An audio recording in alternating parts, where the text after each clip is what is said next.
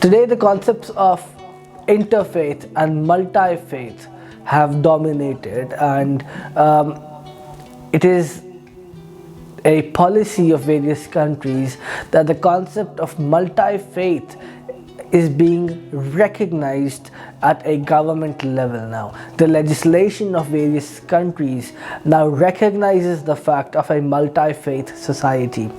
The Holy Prophet, peace be upon him, made sure that the first ever recorded city that embraced the concept of multi-faith society was Yathrib, which in today's time is named as Madinah Al Munawwarah. The state of Yathrib which is now Medina Sharif, the state of Yathrib was formed of various human elements which are mentioned in the text of the Sahifa, which is basically the constitution which was drawn by the Holy Prophet, peace be upon him.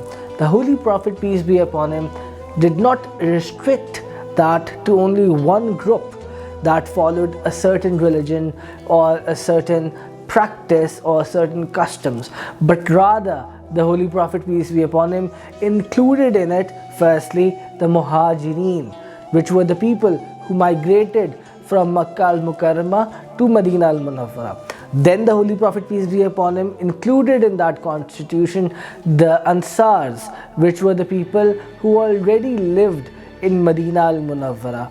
And thirdly, the Holy Prophet, peace be upon him, also included in that the Jews and the Mushrikeen, the non-Muslims.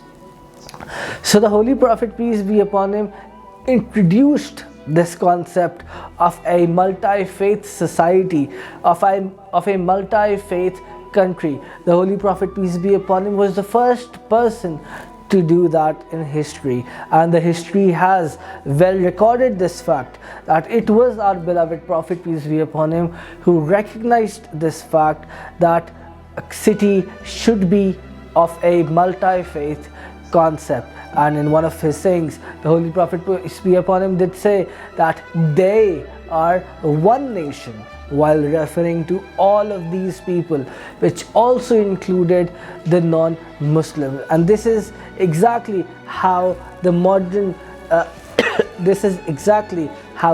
state is.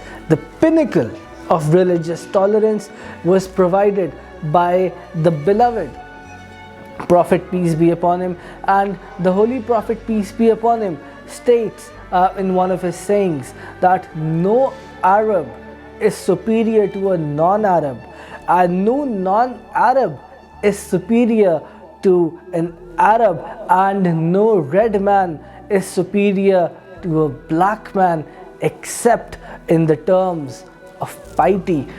So the Holy Prophet, peace be upon him, recognized this fact and highlighted the principles of equality that are now upheld today by the Western and the Eastern societies.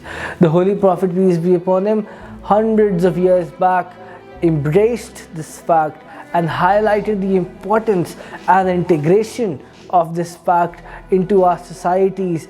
And it is due to the very reason that Allah subhanahu wa ta'ala states in the Holy Quran that there is no compulsion in religion. Verily, the right path has become distinct from the wrong path.